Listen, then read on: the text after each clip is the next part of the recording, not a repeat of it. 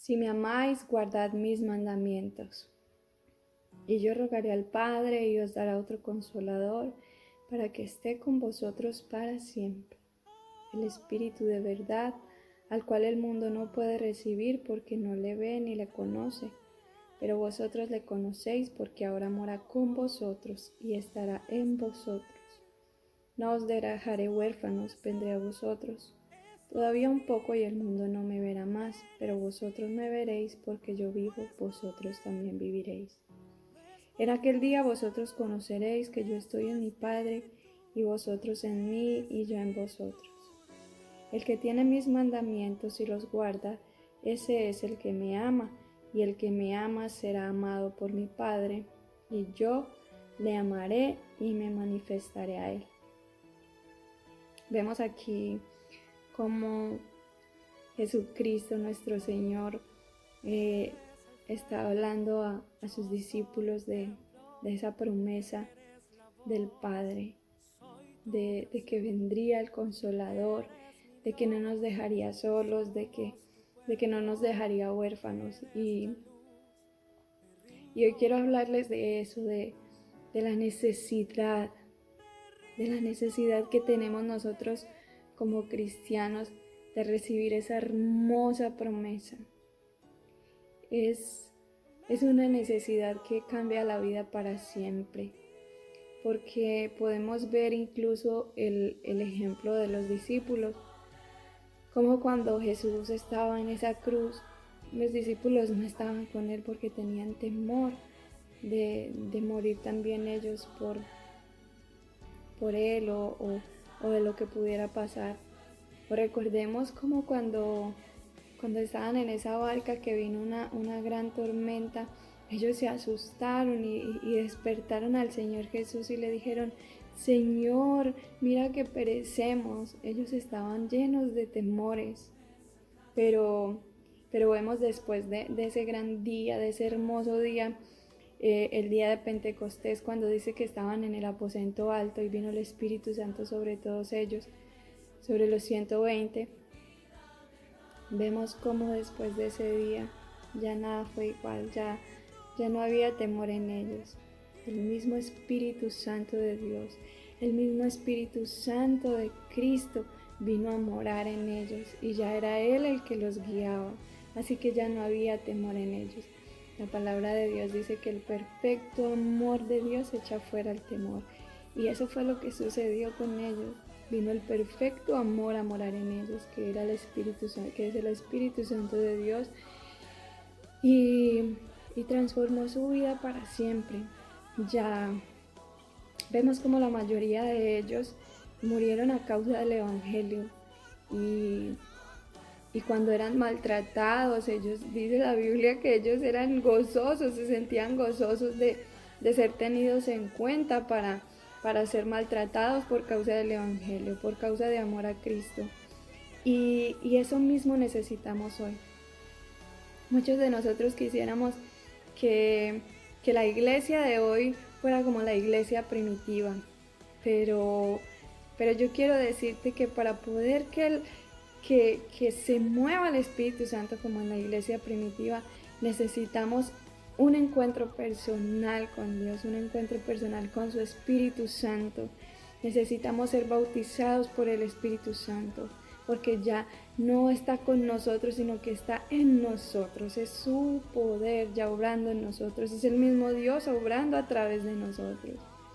La palabra de Dios nos describe a nosotros como vasos, como vasijas.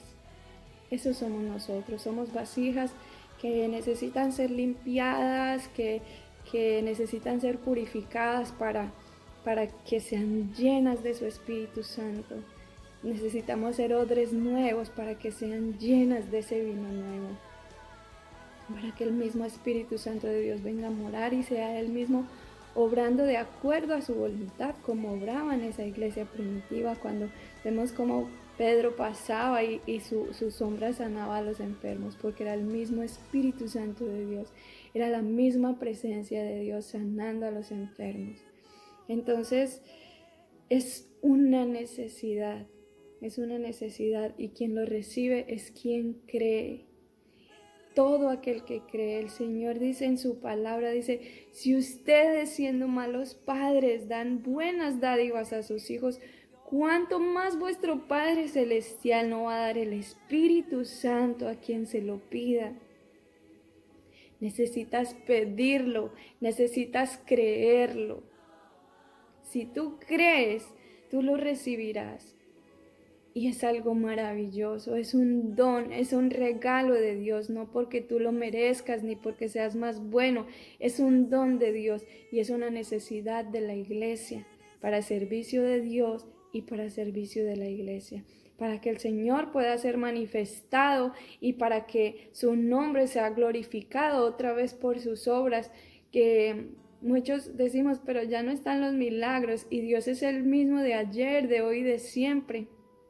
Los milagros no se dan porque las personas ahora creen menos, creen de una manera diferente y ahora te enseñan que el poder está en ti si tú dices que puedes, si tú eres positivo, si tú declaras las cosas, pero eso no es verdad, eso no es verdad. Para que Cristo crezca en ti, tienes que morir tú. Tú tienes que morir a tus deseos, a los deseos de todo esto que es temporal, todo esto que nosotros vemos, esto se acaba, pero en el cielo hay tesoros que no se corrompen, que no se acaban, que no se dañan. Esos son los tesoros que dice el Señor en su palabra que tenemos que hacer nosotros. Necesitamos hacer tesoros en el cielo. Que el Señor llene tu vida. Mi anhelo es que el Señor llene tu vida con su Espíritu Santo. Él da su Espíritu a quien se lo pida. Y necesitamos un espíritu pobre, un espíritu necesitado, un espíritu hambriento de la presencia de Dios. Necesitamos ser como niños, como los niños que todo lo creen. Eso quiere el Señor, que nosotros volvamos a creer ciegamente en Él. No importa que todo esté en tu contra, no importa que todo se levante, no importa lo que pase y que tú veas que todo va contrario, porque Dios no obra como nosotros pensamos y como nosotros queremos que obre. Dios es soberano. Dios es soberano y Él puede glorificarse de cualquier manera, pero sí necesita que nosotros tengamos un corazón humilde, que todo orgullo, que toda vanagloria sea quitada de nosotros, que nosotros no pensemos que por los años que llevamos siendo cristianos, entonces somos más cristianos que otros, no. Nosotros no somos cristianos porque llevemos más o menos años. Lo que nos hace cristianos es cuánto le permitimos a Dios que forme el carácter de Cristo en nosotros. Él necesita que nosotros entendamos que no hay nadie en la vida que pueda amarnos más que Él. Él fue el que no escatimó a su propio Hijo por amor de nosotros. Él dio a su Hijo por todos los que nos habíamos perdido. Él dio a su Hijo unigénito para que todo aquel que en Él crea no se pierda, sino que tenga vida eterna. Dice la palabra de Dios que nadie muere por su amigo, nadie muere por nadie. Dice, pero si alguien osara morir por otra persona, lo haría por la persona buena. Cristo murió por todos los que habíamos pecado. Cristo murió por todos los malos. Cristo murió por todos, por cuanto todos pecaron, todos estaban destituidos de la gloria de Dios. Desde el mismo momento en que en Edén se rompió esa comunión, cuando Adán y Eva desobedecieron, se rompió la comunicación con Dios. Pero ahora Cristo vino a restaurar esa relación y esa comunión. Y cuando nosotros aceptamos esa sangre preciosa con la que fuimos comprados, entonces ya el sentido de nuestra vida cambia.